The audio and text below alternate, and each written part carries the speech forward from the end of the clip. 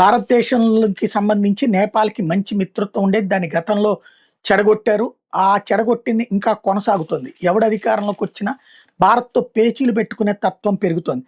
లిపులేఖ్ ఉత్తరాఖండ్‌లో ఉన్నటువంటి లిపులేఖ్ కనుమ మీదుగా చేపట్టే కైలాస్ మానస్ సరోవర్ యాత్ర మీద నేపాల్ అభ్యంతరం చెప్పింది. దాన్ని భారత్ తోసిపుచ్చింది. ఏకపక్షంగా కృత్రిమంగా విస్తరించుకుని భూభాగాల మీద హక్కులను ప్రకటించడం ఏమాత్రం సమర్థనీయం కాదని స్పష్టం చేసింది. జూన్ నుండి ఆగస్టు వరకు మానస్ సరోవర్ యాత్ర జరుగుతుందని గత వారం విదేశాంగ ప్రకటిస్తే, అయితే తమను ఏమాత్రం సంప్రదించడం కూడా భారత్ చైనా లిపులేఖ్ మీదుగా మానస్ సరోవర్ యాత్రకు ఏర్పాటు చేస్తున్నానని ఖండిస్తూ నేపాల్ విదేశాంగ శాఖ ఆదివారం ఓ ప్రకటన విడుదల చేసింది. లిపులేఖ్ తంబువాగమని పేర్కొంది. దీని మీద కొద్ది గంటల్లోనే భారత్ స్పందించింది. ఈ విషయంలో భారత్ వైఖరి స్థిరంగా స్పష్టంగా ఉంది. లిపులేఖ్ కనుమ 1954 నుంచి కైలాస్ మానస్ సరోవర్ యాత్రకు పురాతన మార్గంగా ఉంటుంది. దశాబ్దాలుగా అదే మార్గంలో యాత్ర కొనసాగుతోందని విదేశాంగ ప్రతినిధి రణదీప్ జైస్వాల్ చెప్పారు. నేపాల్ చేస్తున్న వాదనలు ఏమాత్రం సమర్థనీయం కాదని చెప్పారు.